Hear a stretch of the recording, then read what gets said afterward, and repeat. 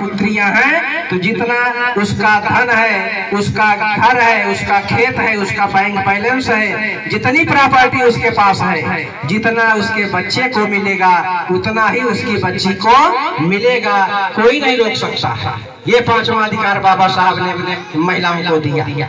छठा है तलाक देने की अवस्था में, अगर कोई अपनी पत्नी को तलाक दे देता है तो तलाक देने की अवस्था में पत्नी को पति से आर्थिक सहायता लेने का अधिकार। अगर कोई अपनी पत्नी को तलाक दे देता है तो जो पत्नी है वो केस करके, मुकदमा लड़के उस पति से हर महीने, चाहे वो नौकरी करता हो चाहे मजदूरी करता हो, अपना जीवन यापन करने के लिए कोर्ट जितना तय करेगा उतना उसको पैसा हर महीना अपनी पत्नी को, जिसको उसने तलाक दिया है, उतना पैसा उसको देना पड़ेगा।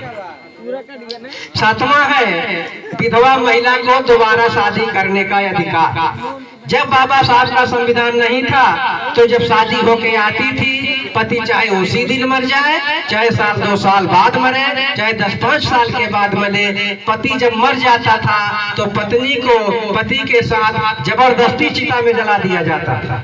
ढोल नगाड़े बजते थे जिससे उस महिला की चीख पुकार कोई सुन ना सके, जबरदस्ती उसको पति के साथ चिता में जला दिया जाता था। लेकिन बाबा साहब ने कहा ये गलत है। अब पति मर गया तो मर गया, पत्नी चाहे तो वैसे रहे और अगर चाहे तो दूसरी शादी कर सकती है, उसको कोई नहीं रोक सकता। ये अधिकार बाबा साहब ने महिलाओं को दिया।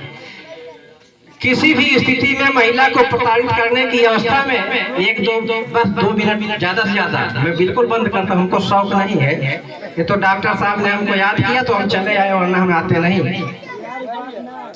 तो 8वां, किसी भी स्थिति में अगर कोई किसी की पत्नी कोई किसी महिला को प्रताड़ित करता है तो बाबा साहब का संविधान उस व्यक्ति को, उस आरोपी को दंड का प्रावधान देता है, उसको सजा मिलेगी, कोई उसको नहीं रोक सकता।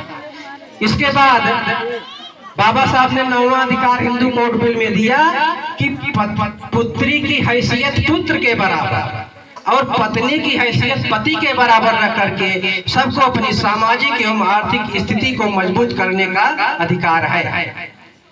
इसके बाद अंतिम है कि नौकरी कर रही महिलाओं को, जो महिला नौकरी करती है, चाहे चपरासी हो, चाहे अधिकारी हो, चाहे टीचर हो, चाहे डॉक्टर हो, चाहे वकील हो, चाहे इंजीनियर हो, जो महिला नौकरी में है, सर्विस में है, प्रसव काल के दौरान, मतलब जब बच्चा पैदा होता है तो ऐसी स्थिति में 6 महीने उसको अवकाश मिलेगा और जो वेतन है पूरा वेतन उसको मिलेगा। एक